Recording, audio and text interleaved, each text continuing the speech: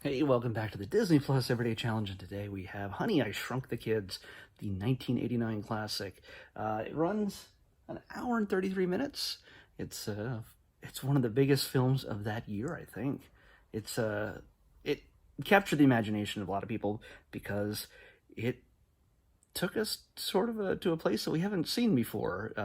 Well, I mean, we have, but set in a modern day, a guy who, played by Rick Moranis, is a scientist, sort of a crazy little scientist, and he he builds a machine that was meant to shrink things, but he never seemed to get it right until an accident happened, and completely out of his control and completely without his knowledge, suddenly his kids and the neighbor kids get shrunk, and they he unknowingly sends them out with the trash and puts them at the other end of the yard, so far away from the house that they have to struggle the entire way back to the house in order to even be seen and heard enough by the parents to be rescued. That's the general gist of the entire thing here. And I know I saw this movie in 1989 when it came out. Probably haven't seen it fully since 1989. So it's been over 30 years since I've seen this movie. I forgot pretty much everything except for, the struggle in the jungle, which is the backyard. That struggle is just burned into your brain. I mean, maybe not every detail, but it's still an epic kind of thing when you're younger. And I was younger at one point. When you're younger, and we see movies like Star Wars or Indiana Jones and things like that, and there's lots of special effects and stuff in them, but the idea of being a kid trapped in a world where everything is humongous, and honestly, these kids, it's kind of scary. It's not just like, oh, hey, we're small and things are big and now we're going to climb on stuff and then take a walk across the yard. There's all sorts of things in your yard that you do not realize, just from junk food laying around that you forgot was there, they find a cookie, to droplets of water from a sprinkler that turn into a bombing raid that knocks you on your feet and soaks the ground underneath you.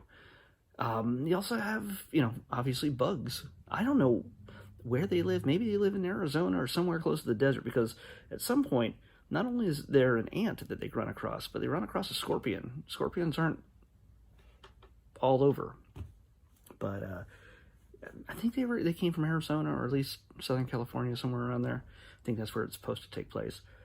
But yeah, they run into all sorts of trials, and again, it's the brother and sister of the Zelinskys here, played by Rick Moranis, as I said, and Marcia Strausman. She's the mom in 2 out of 3 of the movies. I don't know what happened in the third, why she was not there, but yeah, she's the mom in the first 2 movies, and of course Rick Moranis is the dad in all 3. The kids, I don't know if they changed things up at all, but if they got different actors, but yeah, we get to see them grow up through the films here. The kids, it's brother and sister, and they're always fighting. The girl is popular, and she wants to meet a boy at the mall so she can get asked out to the dance, and she's got a timeline. She's got to get back so she can get to that mall and meet that nice boy. And the brother, he's a nerd like his dad, and he's really scientifically inclined, let's say, and he gets themselves into and out of jams throughout this entire little process, but they're always bickering because they don't get along. And then there's the neighbor kids, 2 boys, who, one sort of not really into outdoorsy stuff. The older one, he's a little bit more, I don't know, emo, I guess. I don't know. There's no emo at this point in 1989, but he's a little bit more internal. The other kid is more outdoorsy, sportsy, and he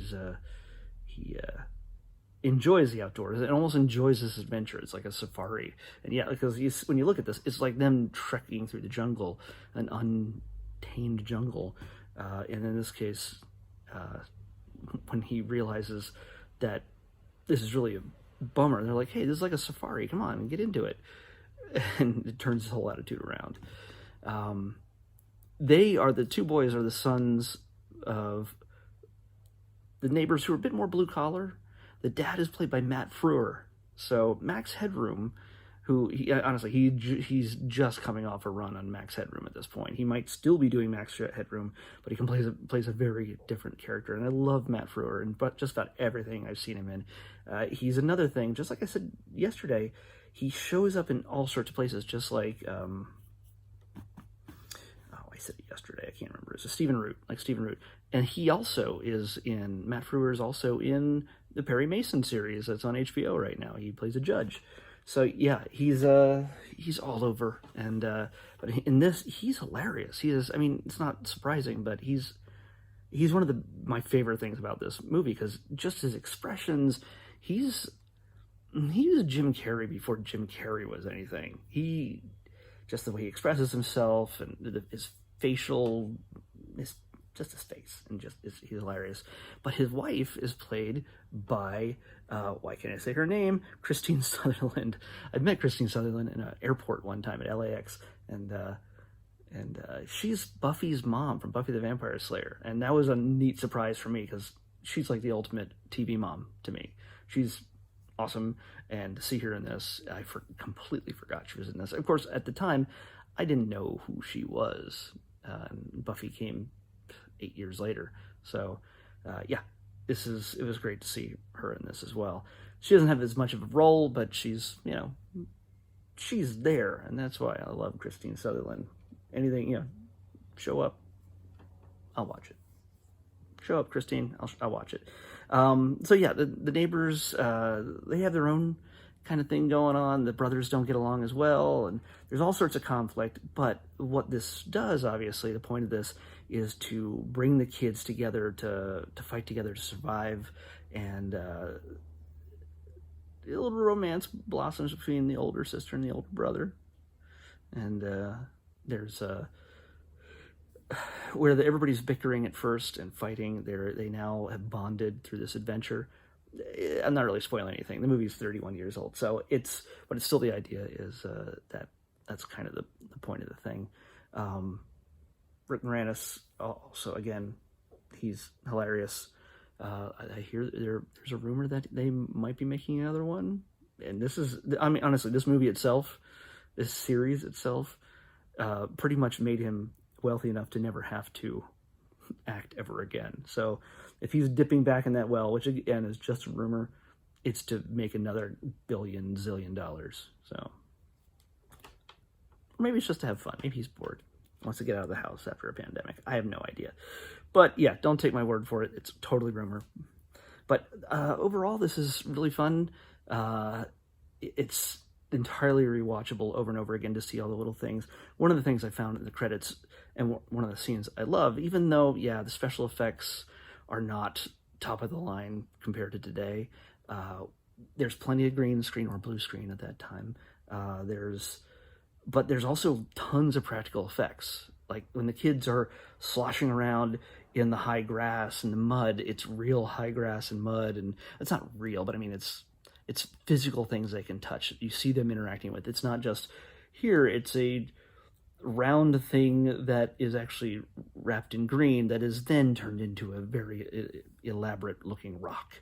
And when water falls on them, it's actually physically water falling on them, not just digital rain or anything. So it's kind of fun. And also when there's the scorpion attack, the scorpion attack is honestly old school Ray Harryhausen tribute material. It's beautiful.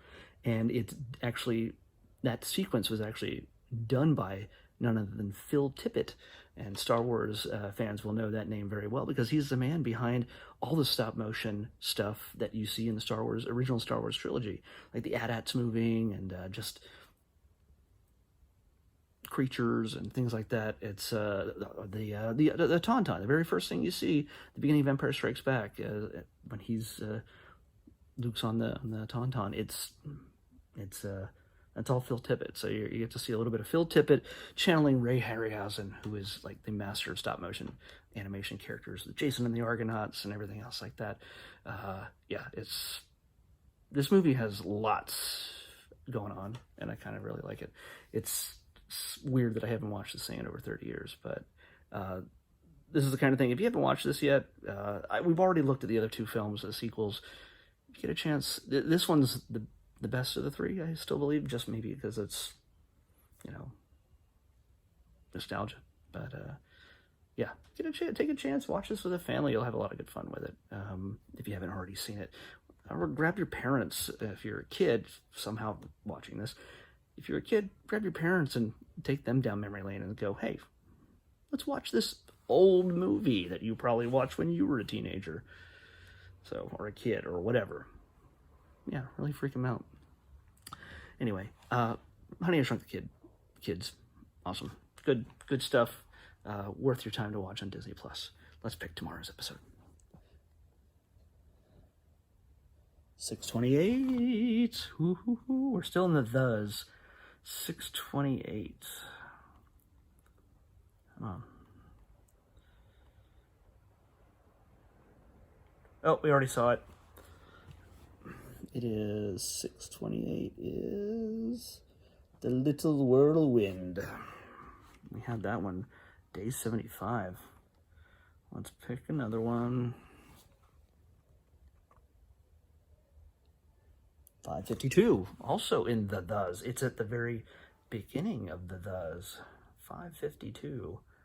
Because it started around the 550s. Oh, all right. Okay, there's two of them, but 551 and 552 are technically the same, have the same title, but one's a remake. We're getting the original 552. Let me make sure that I've read that right. Yes, 552, not 522. 552 is That Darn Cat.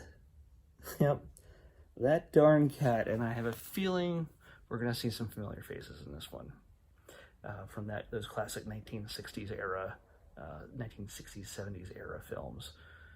Who might we see? Well, you'll see when we come back here tomorrow. All right, that's it for today on the Disney Plus Everyday Challenge. I'll see you back here tomorrow with That Darn Cat. Bye. Hey, wait, I get it. French class.